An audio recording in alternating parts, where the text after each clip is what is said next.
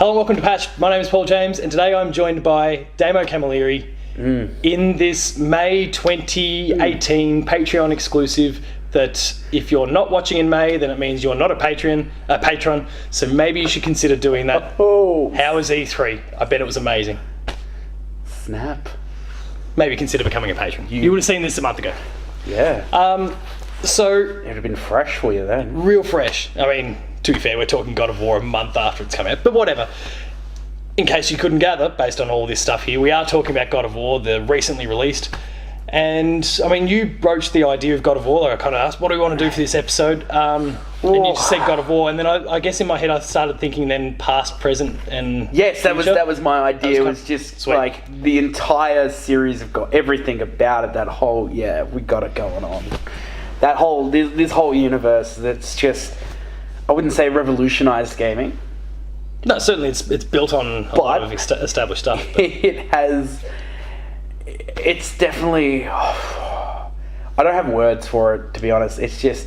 It did something incredible.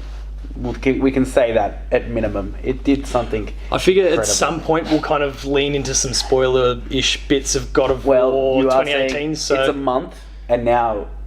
It's another month for you guys. So it's 2 months. And I know a couple of patrons at that high enough tier they've already played it, so it's pretty safe. But we'll try and get into those a little bit later. We'll try and keep, for those of you who haven't played it yet or are in the process of, we'll try and avoid spoilers as much as possible. And I don't know, maybe I'll blink something on the screen when it's going, and you can mute your computer or your phone or whatever it is you're doing. But where did God of War begin for you?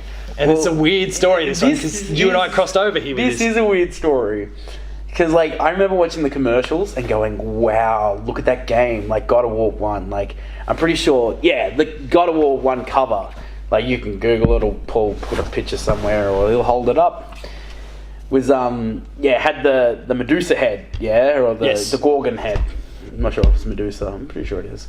But he's doing that, he flashes the enemies, he smashes them, and it ends like that, and it's like God of War, and I was like, what is this madness? That looks incredible. Being a teenager who did not know the value of $1 and couldn't save $1 for my life. 14, 15, 16 sort of ballpark when the first one came out? Around that time, and it just passed me by, and then I crazily picked up this book called Video Game Art. I can't remember the author. I should have looked that up. I'm sorry.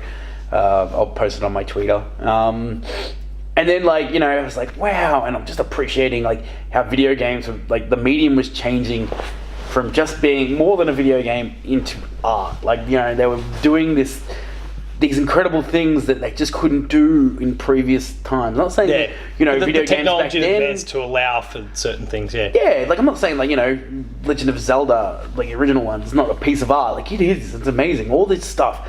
You open the game books and it's it's that different generation of when you brought a record and it came with a booklet and the lyrics and who played, and it was kind of like that for games. They had the booklet and thing, and then we just kind of got people aren't really focusing on the booklet anymore. They're kind of focusing more on the game. We got the technology to build a better game and all that stuff. And I remember reading about God of War, and I think I was talking to you about it at your house, at the old traditional Friday night fish and chips with a glass of milk. Try it, don't mock it. It works. It absolutely works. But it has to be a Friday night. A glass of milk on any other fish and chips doesn't work. And then and you were like, oh, well, I've got it. Because I've never played it, but I've got it. Because, that guy that had games. And so this would have been around 2006, 2007. I'm like, oh, cool. And he just, tossed it at me, like a cheap, dirty... Yeah, just take it, go play it. And I was like, oh, wow, this is incredible, okay. It's just like the most recent God of War story. I finished, take it. And I played through it, and I thought, this game's amazing. And I bring it back to you, and it's like, oh, that's cool. I got the second one. I'm like, there's a second one? That just dropped into my lap. So that's how my whole God of War story began. You got games starting to rock up on the PSP, which I guess you would never have actually messed around with. You wouldn't have messed around with either of... I don't have the PSP games here, so I've only got the... But you do have them, though. Yeah, I do have them. They're sitting over at Mum's. They're bundled together in this God of War collection volume 2 thing, but every God of War game here is represented in some way or another. But yeah, it was a weird one. I don't even know how the games kind of came into my house, because at that like the age I was when the first God of War came out, I didn't have a job. Yeah. It would have been, like I said, 14, 15, 16, but mum and dad were quite happy for me not to work through my entire school years, just to focus on school and footy at the time. And this didn't fit the mould that mum would normally buy. It was JRPGs or platformers, and all of a sudden God of War rocks up, and I didn't really blink an eyelid much of the time, because I was still all about that as well. I'd lived this very sheltered... So we've established this in past patched and episodes, but basically all I played were those two genres, and outside of that I had absolutely no clue. So the game kind of came in and didn't look the part, and I just kind of left it in the pile, I guess. Yeah. But yeah, it was when you played it and said it was awesome, and then number 2, and then I was getting a PSP for Crisis Core, but Final Fantasy VII Crisis Core, but then the bundle came with Chains of Olympus, and these are starting to queue up, and at this point the Game Awards, or I guess the VGAs of that year had come along, and there was the first teaser for God of War 3, which to me is still one of the best teasers I've ever seen, with Kratos kind of standing on top of that building. There'll be only chaos. It just kind of pans right into his eyes. Yeah. You'll see that in the corner of the screen, because it is one of my favourite trailers of all time. Without the audio, unfortunately. Sorry, copyright strikes and all that jazz. But and I was like, I think I have to do these now. Yeah, no. And so PS2 gets dust blown off it, and in we go, and then 1, 2 were done in a matter of 2 or 3 days. Yeah. Then I'm smashing through Crisis Core on the PSP so that I can, which was weird because I adore Crisis Core. I think it's probably still my favourite game on the PSP, but I was playing through that just at a million miles an hour just so I could get to Chains of Olympus, because it's one of bought those it for things. Final Fantasy, but now I'm hooked on this franchise and I just want to keep going. And then things finally started to settle, because now it's up to date. I played them again when the collection came out, just because I'm waiting for God of War 3 at this point. Yep. And then from that point on, I've been kind of in sync with the franchise, and really, I feel like I know it to death. But it's been a good journey. I've really enjoyed it. I think Ascension, which is around here somewhere, I don't know, it might be over there at the moment. Maybe the only real blip on the franchise's radar. That was you wouldn't have messed around with that, but they added a multiplayer mode. Yep. And then the story itself is set in and around, like, before the original game. Yeah. But it doesn't really tell you all that much. Where Chains of Olympus and Ghost of Sparta and all that fill in gaps, and they do a really good job of it. Ascension's just kind of more... It doesn't really say much at all. It's cool. The spectacle's always good. It's a God of War game, so you've got giant bosses and those sorts of things. Damn. And, like, the crazy thing is, like, people are like, oh, the design is just like, everything else that's ever come out. It's like, yes, I get that there's been nothing there. We've been retold the stories of Greek myths over and over again and things like that.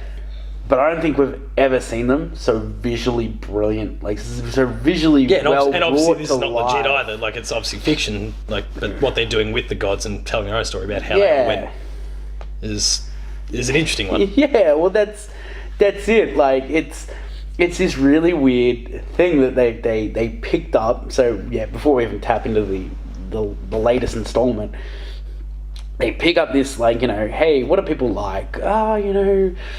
And someone, well, no one's done a real good Greek god-killing game. Like, I think, what's that? Age of Mythology.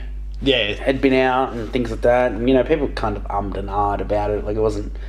It didn't quite hit in the same way that Age of Empires 2 and 1 did. Oh God, they are great. Go check out our games club dedicated to Age of Empires 2. And then, like, it's just this weird, like, little genre, and, like, I think the ultra violence, in a sense, without it being ultra violence, like, just the violence. Then I guess you're gonna say was almost new, like, because it was so visual, like, you're this average sized Spartan man but he's jumping on top of like a cyclops and punching it in the eye a bunch of times and ripping heads off and taking on these huge things. And actually, that was the one thing. I tried to play it on normal. I think the first God of War. Yeah. And I was like, yeah, this is really good. Like, it's a real good challenge. Like, it's a really nice, balance of story and game. And then I got to the second last boss, which is when you have to fight all the Kratoses trying to kill your wife and kid. I'm like, I couldn't get past it. So I actually had to start the whole game again. Yeah, it's not like what we have now where you can just drop the difficulty. No, you couldn't. And plow through the whole thing again. And I was like, yeah, I can't believe how much easier this is. Like, just plowed through it. And then I felt like number 2 was way shorter, but then I was like, oh, no, maybe it was just because I didn't replay it. And also, you had your momentum up. Like, I knew what I was doing. Like, you could pick it up and just go, as opposed to either being brand new to the thing and having to learn it from scratch, like you did with God of War 1, or even having had a bit of a break between entries. You had a run on and you just sprinted straight into it. Picking up, just like, I got this. Oh, look, they're taking my powers again. Fine, I'll still keep wailing on this bloke. Oh man, that was a kicker. That was a kicker. It's like, yeah, like I've become a god. I'm like, almighty and powerful. What am I gonna do? And it's like, yep, power drain. I'm like, oh, this sucks. Ooh, new powers. Like, they did a really good job of like being like, damn it, this is bull. But then already putting something on the hook in front of you and making you go chase it. I think you Prometheus or something like that's like the first thing you come across. Or the Titans. I think you get sent down and you see Atlas holding up the world or something. And seeing Titans too. Like, I don't think I've seen Titans since like the Hercules Disney cartoon. Yeah. And seeing them, it's just like, oh, because I always had this like huge, not fascination, because maybe it's just my Mediterranean heritage just like kicks in. You're like, yeah, like this is cool, like gods fighting gods and titans. And then when you see it, you're just like, whoa, I just don't think anything prepared me for things. Well, like they do scale really well in all that, especially those early games pre 2018. Everything was about massive size and just really intimidating sort of scope. Yeah. I guess maybe they pulled away from it a little bit with this sequel because, they did it on a couple of occasions. Yeah. But maybe because so many other games have been there now with, enormous things and things blowing up and falling apart all around. Like, the scale thing's really wowing you that it's not necessarily a main God of War thing anymore. Yeah. Like, how many times can you hurt something's hands and feet before, they fall over and then you wail on them and then they get back up? Like, you know what I mean? It's a very repetitive process for a lot of games, not just God of War. Like, but I don't know. It's one of those things where you just kind of enjoy it regardless. But it's like, huge things. It's like, oh look, the big glowy eye that I'm obviously going to use my power. Like, there's your shiny spot. Yeah, and like, not that these games ever, I don't think really ever did do that. But like, it was Well, no. When the time came to really inflict the pain, it was the quick time events that kicked in. So it wasn't necessarily a shiny spot. It was press square and then off we go through this little sequence. Yeah, they were cool. Things. I know a lot of people don't like quick time events. Well, they burnt out on them after a while. Things like that, but they were great. Like, jump off, punching like an ogre in its eye, bam! Like, picking a head, RKO out of nowhere. Whoa. No, it's real cool, and like I love that, like the first game you beat it, and like it had all these like cool little special features. And I don't normally dive into things like that because how they have like the making of videos and those and like, cause it's just like whatever, but like something again, it's like one of these games that just kind of hooked me in, and I was like, oh okay, and it had like all these crazy things going on, like how like Kratos actually had a brother, like he's a twin. Damos. And he got kicked into Hades, and he's just been sitting down there this entire time, just chill. Getting real mad at Kratos taking all that glory, and he's coming back for revenge. And I'm like, wow, it's going to be a really sweet sequel. And the sequel had nothing. Oh, is that what the PSP thing was about? It's on Ghost of Sparta. Oh, no shit. Oh, that's cool. I'm going to have to get into that. I'll have to lend you my PS3 for that one because... it's all right. Don't worry, man. I'll That's the big thing when it comes to Damo's God of War experience, is that you never actually got to finish. PS3. yeah, you never had a PS3, so you missed out on 3, Ascension, and I guess the opportunity to not have to worry about a PSP and play the... Yeah.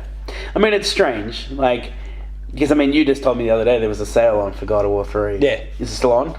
Yeah, like $16 Australian. Okay, well, I'll probably buy that payday. Unless you're a patron, don't even worry about going to look it up. It's already over. Buy about a month. But sorry to date that on you. But no, it's patron episode.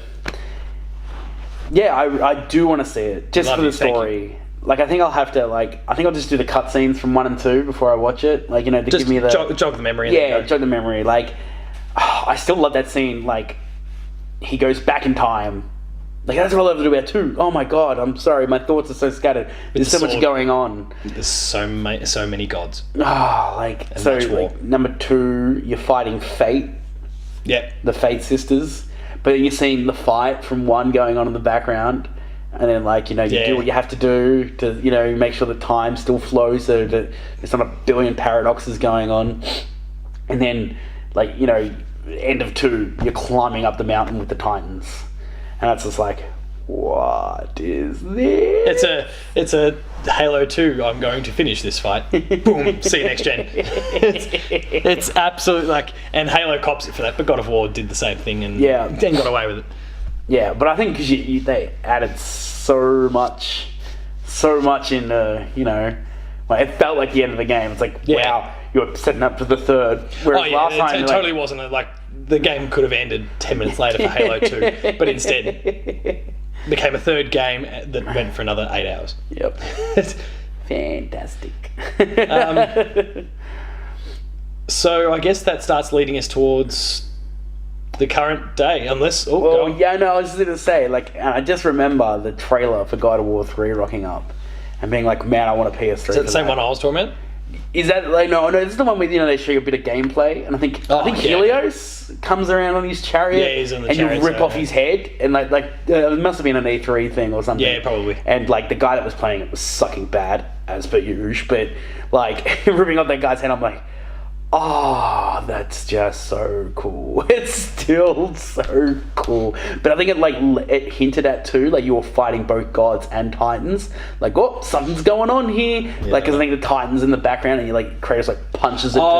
There's a big, I can't remember what he's called, the big molten lava looking one where you're kind of bouncing around. There's a big gameplay sequence that they show you, and he's kind of, you end up kind of attacking him at the very end of it, and you're like, oh, hang on, why? Yeah, that's right, he does the... Because he's flying up on his Icarus wings, and then he just kind of bails and just jumps down and just instantly launches at whatever that Titan was. I can't remember now, but... Remember the Titans. Paul has not. Not this time. But I think you're right. This is leading into God of War. So it's a whole new direction, really. It took a very different turn of events. My one big question, that kind of just to link our 2 eras, I guess, is the fact that I don't think God of War 2018 actually explains how Kratos went from a completely destroyed world after spoilers, killing all the Greek gods. Including his dad Zeus, and then all of a sudden he's off in this Norse setting, they kind of talk about there's different realms within that Nordic sort of setting, but does that mean that it stands completely apart from the rest of the world? Or I was trying to figure out, did they have they just shown us? Is that just Greece? Are we just chilling around Greece and it looks like that's the whole world? Because he does some pretty big traveling. And has he just gone on a ship and gone to Scandinavia or whatever? Because it is a weird thing. A lot of times past, the dude's found he's moved to a new realm or country or part of the world, whatever it happens to be. Yeah. He's met someone new. Yep. He's maybe married her. I don't know whether that's even necessarily a thing back then. Probably not necessarily a huge custom. Anyway, he's got a child with this woman who is now 7 or 8 years old by the time the game actually begins. So a hell of a lot of time has passed. Yeah. And he's got a rocking beard. They just look at the statue difference. But they don't. But yeah, they don't quite explain how he got there at any point. And I'm sure it's on purpose. I'm sure it's on purpose. Point. As he starts to have encounters in God of War, let's hope 2020, but probably 21. Damn, that's a lot. It's a long time to wait. It's probably next gen. Will there be DL? Oh God, really? Let's start saving now. But yeah, like I feel like that's something they're going to have to answer at some point. Is how or why. Maybe they won't. It'd be real douchey. I know they won't do it because they sound like the douchey kind. But it's like, hey, you want to find it out? It's in the DLC. It's like, you mother. Well, thankfully we're not getting DLC for this one. You're not. No. I'm cool with that. Outside of patches and those sort of things. Yeah. Photo mode, which is amazing. Photo mode, which is pretty cool. Though I haven't actually experienced it because I'd lend it to you, but I'm very keen now. As well as maybe go back and try and get the platinum. But I know a few people that they weren't going to be going down the DLC path. So this was just the story that he'd planned. Technically, according to Corey in a little interview he did with Kotaku, he's got enough for 5 games if he really wanted to. That's probably not going to be the case. Oh no! I read that. That was a lot of media spin. I read that tweet. But he did say it. But what he said is like, have you got any plans for more games? And he's like, 5? 5. Not meaning 5 more God of Wars. Yeah. Just 5 games in general. It was very much the media and it's like, explosion. He said it, and then with it, like your IGN's, GameSpot's, everyone had a God of War director says 5 more games are coming up. Just settle your horses. I mean, it could be. I don't think God of War, but it won't be 5 of them. I don't think it'll be 5 God of Wars. I think they'll do another trilogy. I think that's a smart move to do another trilogy, especially because you can just think. I hope with all my heart that before my PS4 has to move on to the side of the shelf to make way for the PS whatever it's going to be called, preferably 5. Until they get to 9, I don't think they'll skip everything else. iPhone 8 to iPhone X. Windows 8 to Windows 10. Yeah, because Windows 9 was terrible. All right, you just read into that. But no, it's I think it's a safe bet and a smart move because anyone that's played the game has seen, hopefully has finished it by now, has seen. Spoiler alert. Has seen. This is your moment. Who you fight? Thor. I was going to say... I said spoiler alert. You had your opportunity. I was going to say... Thor. It kind of makes a very clear point that it would be most likely Baldur, Thor, and then... Odin. Or they may even call it Thor. I would love it if they didn't do God of War 1, 2, 3. I think they were God of War, Odin's son, God of War, Ragnarok. Yeah. I think that's a very cool thing. The third one being Ragnarok, just like Thor Ragnarok. And it's going to be a rollicking adventure made by Marvel. I haven't actually seen that movie. And we'll just... I haven't seen the movie. Take apart all the coolest things and just slap in some jokes. Yeah, because that's what we do. To Marvel. It's still a cool movie, don't get me wrong, but just don't mess with my Hulk. So what were some of those really big moments for you through God of War? We'll get to some of the mechanical stuff, the gameplay, because that's a huge change, but what we're focusing on kind of story beats, I guess, and things that have impacted us. So I didn't watch anything for God of War. Yeah, absolutely not. I think I remember watching a trailer maybe once. Yeah, I probably forced one trailer on you when you were and I was like, wow, what the hell's going on? Because I knew it was going to be, I remember seeing the Ogre or something comes out. Yeah. Is it ogres? Are they ogres? Ogres or trolls? Trolls, that's the one. I think they had both in the game. So but it's the big troll with the, with the giant. I've got a slab on my back because I'm Australian. He's just got his fully six subwoofer there, and he's just going to cave heads in with it. So what were you asking? Sorry, what were some of those big story beats, the things that impacted you through the... Okay, and I know it sounds really dumb, but the first time you see the antelope, it comes out of the thing, and Kratos goes to put the hand on the kid's back, and just grabs the thing. It's like, whoa, this dynamic. Did you see that bit? Pardon? Had you seen that? Because that was part of the pre-release stuff, so that didn't quite hit me. I probably had seen it, but I didn't remember any of it. And it's just like kind of seeing that, it's just like, oh, this is going to be such a cool dynamic. Like you can tell by the way he's talking, by what's happened. This dynamic's not. This is pretty dicey. Like I'm guessing Kratos is probably like, damn it, I've had a kid. That's not good. It's good for anyone. Like I'm a piece of shit and I know it. Like I've screwed it over once. I killed my wife and child. Now my wife's dead. Now my wife's dead. And I mean, it's really funny. Like it's happening again. Like he's got the ashes, and someone like I remember just someone like saying to me like, "Man, wouldn't it be funny if you just got like a bit of that ash?" And he's just like, pats it on him, and he's like, leveling up. There we go. We're good to go again. So story things that impacted me. Obviously, I mean, we've spoken about Thor. Thor was an awesome sort of hype moment, I think. Like, just because it was one of the, it was your Marvel movie style after credits thing where, I mean, and even then you didn't have to necessarily discover it straight away. No. I actually, like, I finished the game and like, cool, I'm done. And even though they said kind of going home, I didn't necessarily take it literally. I figured at some point I would have ended up there as I'm kind of completing things, but it was only via Stephen of Player 2 fame. That is like I was starting to capture some Detroit Become Human demo footage at the time, and just as I was about to fire it up, the message comes through. You go, just finished. Did you go home? I'm like, what? So hang on, I actually need to go home. Yeah. And so no, the capture can wait. Quick, disc in. Let's go. Yep. And then got my socks knocked off by that. Yeah. He looked cool. He looked real cool. Yeah. It's really cool that you don't see him at all. Yeah, it was still super. And that thing, it's just like, oh look, it's a hammer. That's totally the Hulk. Yeah. Marvel crossover. Hulk smash. Yeah, no, that was Thanos is in Fortnite, so yeah. Someone did a really weird. Someone did a really weird like flowchart of how like Fortnite is canon in Neon Genesis Evangelion because of like how that all tracked out. Oh, it's weird, but no, that's what story. The things that impacted me was when you're in Hell or Helheim. Yep. And you're sneaking around. You're like, far out, man. I don't think I can take on this. Like, ball is still a pain in the ass. Like, it's a fun fight. Don't get me wrong. It's amazing. Like, and we'll talk about the first time you fight him in due time.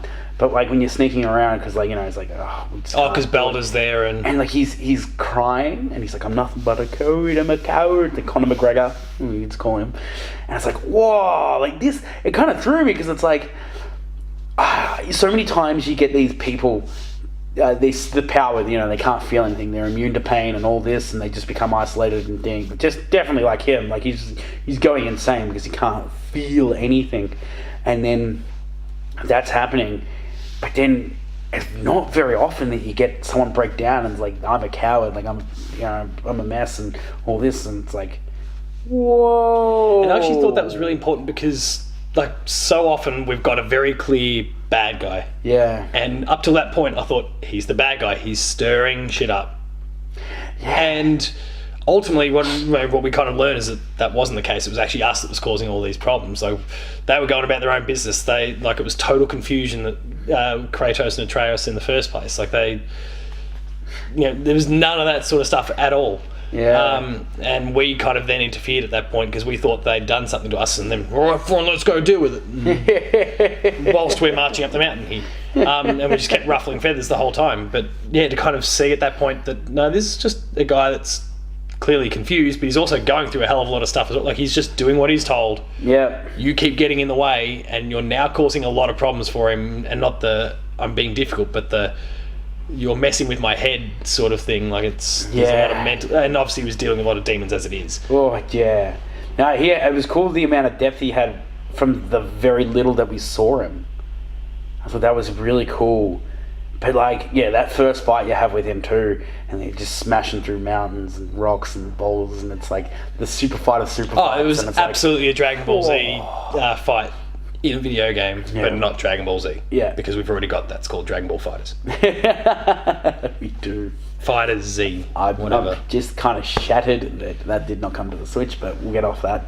The other thing that kind of really enticed me was Mimir.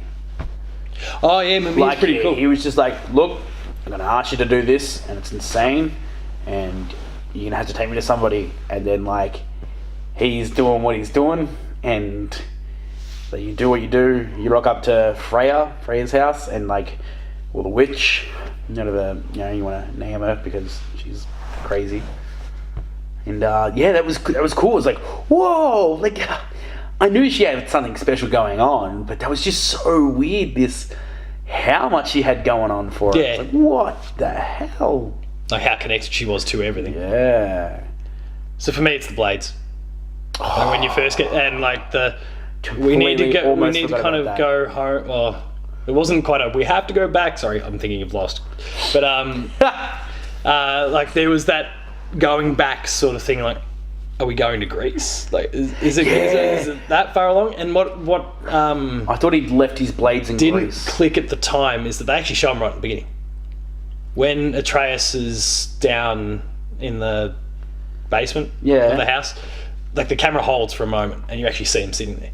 But that was at that point because it'd been 10 to 15 hours, I guess, into the game before this particular sequence appeared. Yeah. And like I'd kind of given up on the prospect of getting the blades. I'd really, really hoped for them for a long time because I love the blades. Yeah. And once I got them, I defaulted to the blades and stopped.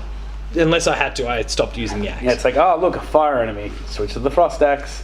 Oh look, an elf. Punch it in the face. Unless it was a fire enemy, then I was using the blades. Like I adore the blades.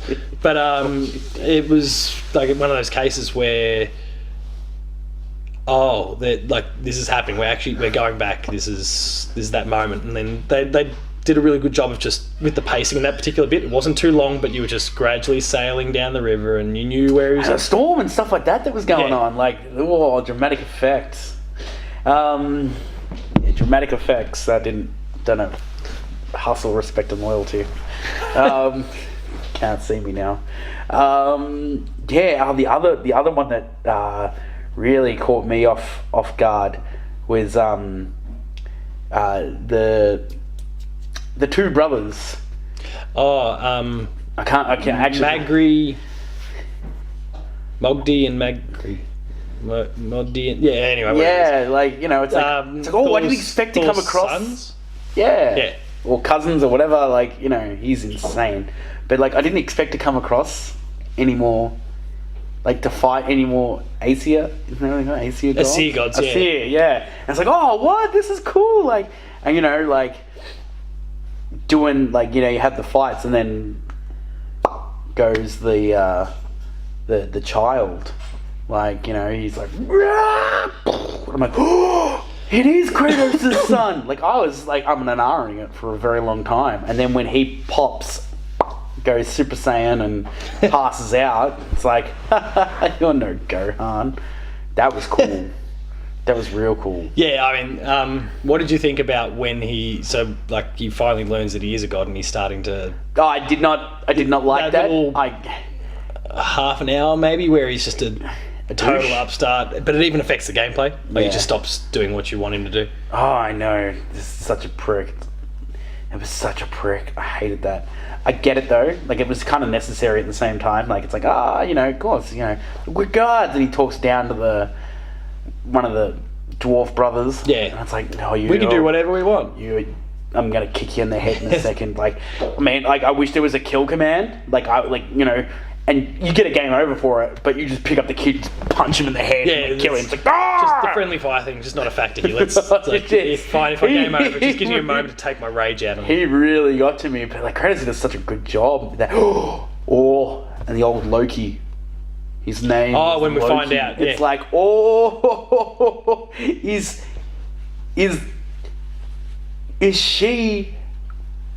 his mum related to Thor somehow?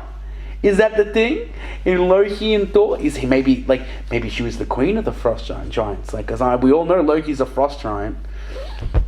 He's also the god of mischief. And then the whole for me, the moment triggered who he was. It was before they'd actually shown the art, and then the reveal of what his name was after that. That it became clear when Balder was killed. Spoilers again, but who cares? You've already had your opportunity. that in the lore, the actual history of the Norse gods, that Ragnarok begins because Balder dies because Loki is the one that kills him. And Atreus wasn't necessarily directly doing it in that case, but it happened because of him. Yeah. And penny dropped. And then I'm starting to have these moments where you might recall at one point when he's starting, like, he's talking about, can I, like, summon wolves and stuff? And, like, wolves are Loki's thing. Like, hang on, they were teasing this for a while. Yeah. And that was one of the things I discovered when Corey Barlog did a few interviews after the fact. He goes, there was nothing that got revealed that we didn't signal hours and hours before, which I think is really impressive. It's very clever. It's a very clever game. For those that know Norse lore, some of it might have, like, the penny might have dropped a little bit sooner. Like, for me, it was that moment there. Yeah. But there was probably things that were mentioned or revealed beforehand that, if I knew even more about it, might have rung a few bells. Oh, God, yes. But I think that's just masterful storytelling at that point. It's an interesting thing to go back and replay it. Like, I panicked the first time I saw a Valkyrie, as we all probably did. They're terrifying. You see a Valkyrie, you're they cause a lot of problems. I got this. And you're like, nope, I ain't got this. I didn't work out the leveling system either. That, like, purple means you're pretty much going to struggle to kill this. And it's going to one hit. Yeah, unless you get them one-on-one and you then nail every little manoeuvre, you're going to have a bit of a rough time. Yeah. Yeah, it's just cheesing some enemies was the thing I had to do. Like, witches can drop dead. That's for sure. Oh, the witches were a bit of a pain, yeah. They need to be nerfed somehow. Stun them with Atreus or Loki's bow, whatever, his moves, and then just get as many in as you can, but it's typically not quite enough to do the job. It's never so then you have enough. to do it again. Oh, even when you're in Spartan Rage mode, which I am super glad they kept that. Yeah, that's an important part of God of War. Picking up a rock and throwing that, copious amounts of damage. Yeah. Oh, loved it. Over 9,000. Oh, but... To go back to another Dragon Ball reference. I like the idea that I feel like the next game is just almost an extension of this, like, will be an extension of this game in a very smooth thing, because there was 9 realms. We did not see 9 realms. Yeah, but they show you that they're there. You can access them. You just can't in this game. You can't now. Yeah, the dragons being released. The elves, the dark elves. But I've not. Yeah, I don't know how. Dark elves turning around saying you've made a huge mistake. It's like, what is... This is... Oh, you're setting up... I assume the mistake thing was because they knew that what they were doing was going to bring about Ragnarok, I'm guessing. But yeah, the dragons one, I'm a little bit... Yeah, no, I think... I don't know enough about that. The Dark Elves had something going on, and, like, you've just pissed them off, but, like, maybe the Light Elves were actually pricks. Like, we got involved, and we did all this... Oh, how was that, though? I think we can all agree. When Kratos comes out of the light tunnel thing, and, like, he's like, oh, what? I was only there for a second. And, it was ages. He's just, like, got the axe in a mound of dead bodies, and he's like, bullshit. Like, fucking hell. Like, he was not happy. Yeah, I think that's pretty fair. Yeah. Alright, so let's talk gameplay. Okay. Like, the experience... the axe is obviously the main feature, certainly until the blades come along, and then that's your choice, but you still have to manage both to an extent anyway. What do you think about the inclusion of the axe? Does it work for you? Axe is real cool. It's real fun. It felt natural for Kratos. He's older. He's swinging around that thing, so his movement's nowhere near as fluid as young Kratos over here. No, he's an older dude now, and he just takes his time. It's like looking at The Rock in his wrestling career and looking at The Rock now. Like, he's gained mass, but he's got more powerful. Money. He's far more famous. And it's like, it's one of those things. Like, the axe is really cool, the throwing and stuff, and the relics and things to upgrade it, and all that was really cool. But, like, from time to time, I just, like, drop the axe, get my fisticuffs out, shield bash, and... You're not the first person that said that, and yet on not one occasion did I feel like, oh yeah, I'm happy to just drop it here. I'm just going to wail on these guys with my fist. I like stunning. So there's that bit. Like, I'd use it in that regard, but like, it was never. I'm just happy to leave this here, and I'm just gonna take my fist to their face. Yeah, repeatedly. It was very few times, like, but there was just times where I'm just like, I've got multiple rounds of combat. Like, this is great. Like, 3 different ways to fight. Yeah. And I don't have to upgrade anything. Like, and the fact that they gave you enough XP and gold to do everything in that game. Well, molto bueno. But yeah, no, I love the axe. I think it was cool. I'm still trying to get, the hang of, like, its attacks, like Executioner's axe and, throwing with, like, and different stances. The different combos and all yeah. Because they don't dive into it. They, it's a very God of War go thing. out and discover it. Like, you go and do what you need to do, which I still think is a great thing. It's a great feature when any game does that. The combat, everything was great. The puzzles were... Some of them were like, like, the... Yeah, there was enough of me going... The bell, there was that one where you... And having the game before it actually came out, I'm going, Yeah. I don't have a guide. No, jeez. Oh, yeah, Wow. Sucks to be a reviewer sometimes, folks. No, it doesn't. I'll never sit there and complain about it because thank you, PlayStation Australia, for all you do and all your other beautiful publishers out there that help us. But yeah, it does get tricky when you get into one of those things. Like, I just don't know what to do, and like you can't. There's no bailout. It's super. Like, being a reviewer is the closest thing that you can get to being like the old school thing where you're like, ask a friend. So you're gonna have to reach out to another review. Have you done this yet? What'd you do? It's like, man, you just gotta go around the back. You gotta lower the the water wheel and sink your boat through there. Which I think's cool, but you don't get that if you're a general unless you consciously make that decision where I'm just avoiding the internet, I'm just going to reach out to someone and ask them, then you don't get that sort of thing anymore. But that's a whole other topic that we might actually have to do with patch one day. I think that's pretty cool. But it's actually... So living system worked for you. Yeah, the puzzles. I think the way they used the axe with the puzzles was particularly cool. What do you think about the boat? The boat was grass.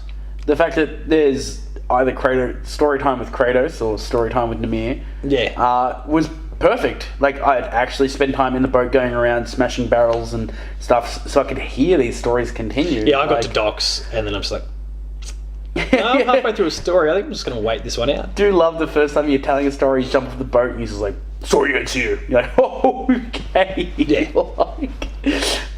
Sea time is for the stories. Land is for the walking. Angry man. Oh, but no. Yeah, no, I think the boat was a really good addition. The fact that they didn't give you fast travel straight away either was phenomenal. Like, you can only fast travel back to the main hub, which is fair. Which is fine, then you can't do any of that until you've actually finished the game at that point, which messed me around a little bit with the going home thing, but I eventually worked it out and then I went home. But, yeah, I mean, I thought that was pretty cool. Make you kind of do the journey and gives you more and more opportunities to explore, deal with those like Odin's ravens, or deal with more relics to open chests, and like the God of War tropes of collecting 3 of these that then gives you a health bonus or a rage bonus or whatever it is. They're all still there. But that was super cool how they were like, there are 3 there. You need 1 of 3 of these to make a thing, and there are 12 in the world. It's like, there aren't 96. This is great. Yeah, there was, I mean, obviously you're exaggerating with 96, but there was a lot, there was more in those past God of War games. And they were probably a bit easy to find, but I think that's the open world thing, which is something that we probably need to discuss. What do you think about the fact that we've kind of got this, certainly once you get to a particular point, probably it's a bit more linear, maybe? But... Yeah, it's more linear. It's got its linear paths, but it's still more very... of a Shadow of the Tomb Raider thing where it's kind of a wide linear. Yeah, I liked it. I thought it was a cool, like, you can't just rehash the exact same thing that you've made in the other games. Not with the tech that we've got now, not with the story that we want to hear now, and everything like that. I think it was a very good use of space. Like, there's always, you can always look at something going on in the background. Even if it's just like staring up at the world surfer going, oh my god, if I approach this thing too fast, it's going to eat me. Like, That was the world serpent. I was actually having a moment a little while ago. Are we actually going to mention this thing at all? But yeah, like how And obviously the story beats that do it, but like then it moves and the water level changes and that allows you to access new parts of the world, and then it happens again. And like I think that was particularly cool. Yeah. Like how they allowed you to access the world I like that gradually but logically as well. There was an achievement. It's like, oh, you've explored all that, like, you know, the Lake of Night has to offer. It's like, oh, cool. So I have seen everything. Yeah. But you haven't seen everything. It's a clever trick. Like, I mean, and by everything, I mean, you've seen all the main things that you need to see. There is so much side stuff. Deceptively. All these little cool things that are going on in there. Like, and even the stories that, like, Mimir tells you after you get him, like, he just sits in the boat, he could just talk your ear off and it'd be new for probably hours. And that's fine. Oh. What do you think about some of those other realms where it's a bit more arena arcadey? Yeah. I like Muspelheim or whatever it's called, the fire one. That was kind of cool. Yeah, Muspelheim or whatever it is. Yeah. I never finished it. I couldn't. I was just like, I got to the point. I'm like, far out. I either need better gear or more patience. More patience, yeah, and like with the Valkyries, getting the right gear set that's kind of mitigates a lot of the problems that they throw at you, like their combat approach, or maybe it's very fire based, so you need to be equipped with X, Y, yeah. That's the thing, isn't it? Like when you sit down, it's like, oh, I've got these artifacts I can stack. I can do like less fire damage. You take on enemies, and it's like. So there's frost guys in here. I'm glad I didn't get to a point where they're throwing ancients and stuff at you, which were kind of cool, seeing the ancients, you know, float about. But I only did a little bit of Niflheim because it comes a very late game, but that like fog stuff, like God, and someone's like, yeah, you legit just have to keep doing short runs, buy a piece of armor, and then you almost double the amount of time you're in there. And it's like, gotcha. Yeah, it's a bit more of a grind. It's a prick. Did you get or know about the Infinity Gauntlet? As in the Avengers Infinity Gauntlet? It is in it. There's like certain pieces, there's certain gems you get, you fit into a thing, and you have an Infinity Gauntlet, and you actually shoot out like that's their one little external pop culture reference they throw in there, which has been very much very well received from everything that I've gathered. I've got an Infinity Gauntlet, and I want to click my fingers and do it right. And then all of a sudden you're in Fortnite and something. Killing me, dude. Killing me. The music was incredible. Oh, yeah, that was. I mean, that main theme gets me all the time. Like, I'm happy to just listen to that. And you don't really hear it through the core game, but they're just... the music for the moments, too, you know. Everyone knows I'm a massive fan of licensed tracks. Like, I love hearing, like, music that I already know. But sometimes an original score just does it real well. And you're like, thank you, girl. That's the original scores are the best. I love them. I had something to keep thinking. Allowed to say this, I think. Who cares? There are one or two patron people at top tier. I'm playing Detroit Become Human at the moment. It comes out Friday as of when we're recording this. Okay. But actually, no, this fact's known anyway. That there's a different... So there's the 3 core characters you can play at. Yep. But each character has its own unique soundtrack developed by 3 different composers. So everyone feels unique when you kind of play through those different segments. And the story bounces back and forth like what David Cage did with Heavy Rain. But yeah, they've each got their own unique thing, which was a really cool sort of thing. And you could kind of see hints of the same sort of idea with what they did in God of War, but you didn't have that same cast sort of deal. But like, this is a different Kratos, so we're giving him a different feel. This is the way our music is. It's like a lot of it's more somber and those sort of things too. Yeah. Oh, I can't remember what I was going to say. I don't know. That's right. As we kind of begin to wind things down, the future of God of War. Where do you see God of War 2? God of War, 5, Odin's Son, whatever it is. What happens? So, well, we kind of know that Ragnarok is starting. Yep. Because the winter settling in. Thor, the boulder dying. That was one thing they were very transparent about too. Due to Loki killing. I think Thor will rock up. I think the game will almost start at that scene, that extra credit scene that you get. Yep. And he'll be like, hey, and you will not be able to hurt him. It'll be one of those things where it's like, it's not Boulder, you're fine. Kratos will think, and Thor will just pommel you around. It'll be one of those games and it's like, you, and then Loki or Atreus will hurt him and he'll be like, what's this? And he'll be like, nah, get the hell out. Bit more mistletoe. Something like that. Yeah, that was really weird. The mistletoe, and she snaps it. I was like, well, that was weird.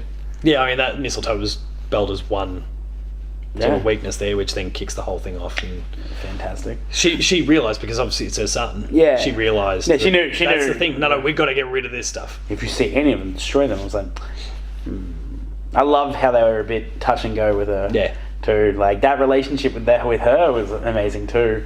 But the next game, and then it'll be okay, exploring the different realms.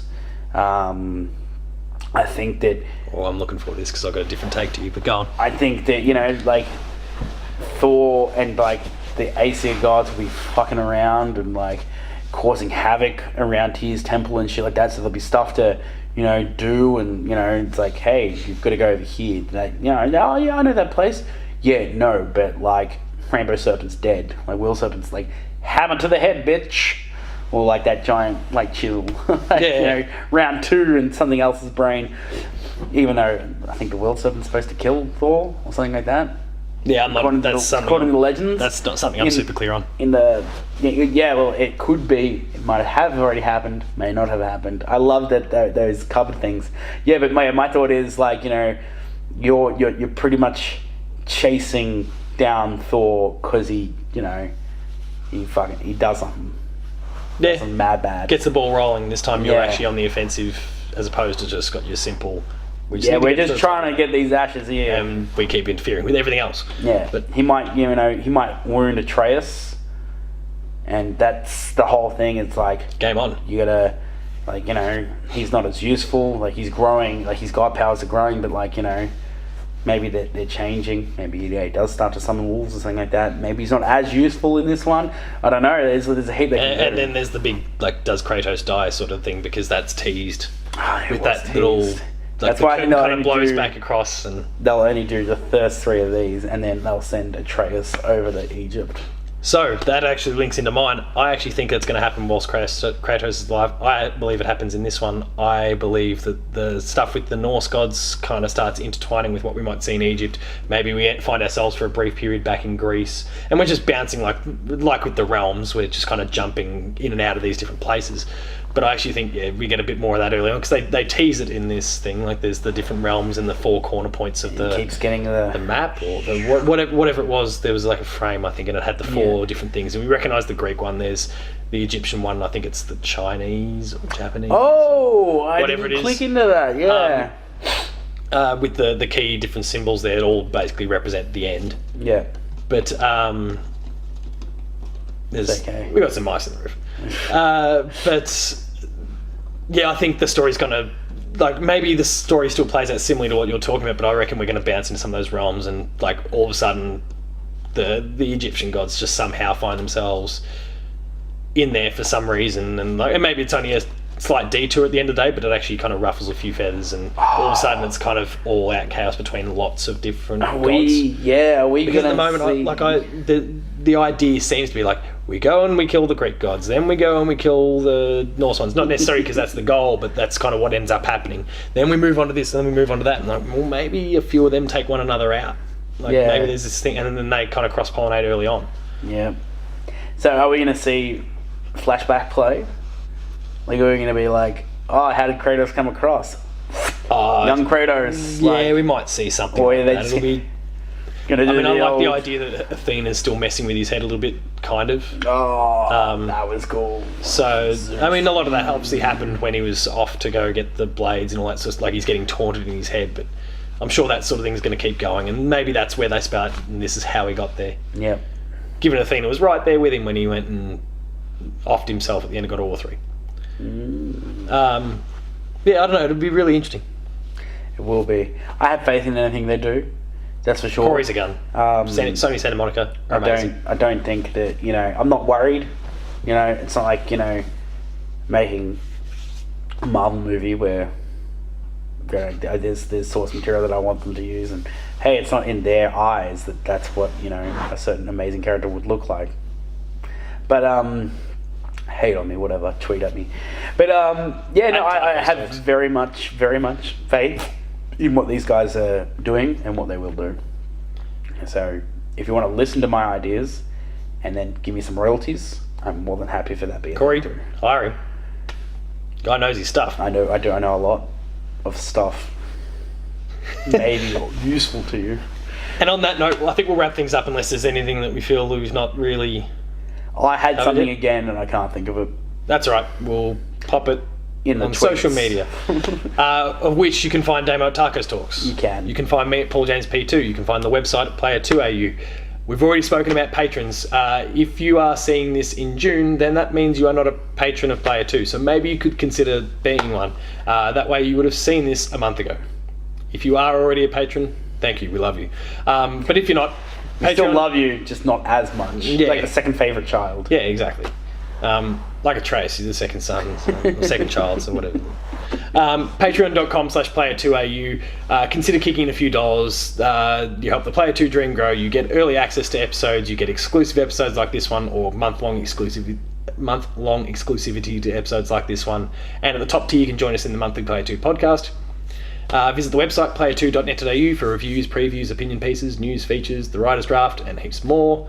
And consider liking, sharing, and subscribing. All those buttons are down here. Hit that notification bell so you're alerted to every new episode as it goes live. We would love your support. And because I'm not doing Twitter handles like normal, it messes with me a little bit. Good episode, mate. Thank you very much for watching. We'll see you later. See you later.